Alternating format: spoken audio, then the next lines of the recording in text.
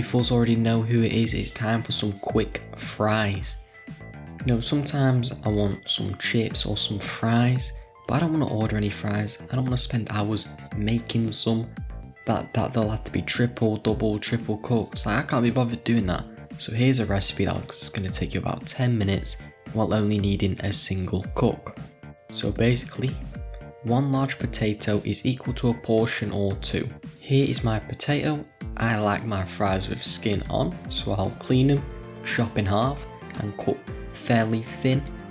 It's okay if your slices aren't exactly the same length and width, as long as they're roughly the similar shape and size, you're alright. If you look, I got one that's a bit thin here, paper thin. This one's a bit thicker. It's fine because at the end of the day, you're going to have crispy bits, you're going to have thicker, more potatoey bits. You're sweet, they're going to get cooked anyway, you'll see.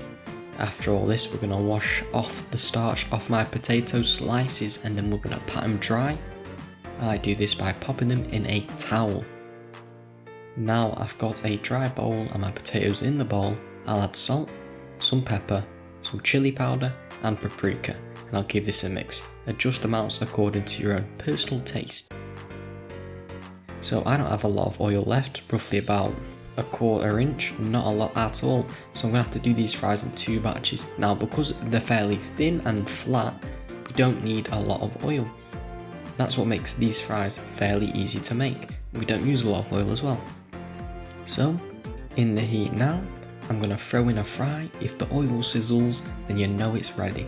These take about 5 minutes to cook, and I mix constantly with a slotted spoon to ensure that all my fries are evenly covered and not sticking to each other. And now I'm going to drain them with a paper towel. So I've got my plate that's warmed, got my paper towels, pour them in, toss them about, dry them off, get the oil off, and then if you really want to, dash some more salt on to get them extra crisp. So, pair these with your favourite dipping sauces and shaboom. Now, the thinner your fries are, the crispier they are. In a sense, they are like kettle crisps or chips if you're from America. However, not as thick, which allows you to feel the texture of the soft potato, which in a sense gives them that fry kind of bit in the middle. So it's kind of like a fusion. So, you know, here is the recipe for the single cook chips. Fairly easy. You can do these without even adding the spices. Sometimes I do that, so you just chop them thinly with your knife. Bada bing, bada boom. They're easy. So, well, with that being said, fellas, I'll see you next week. Subscribe.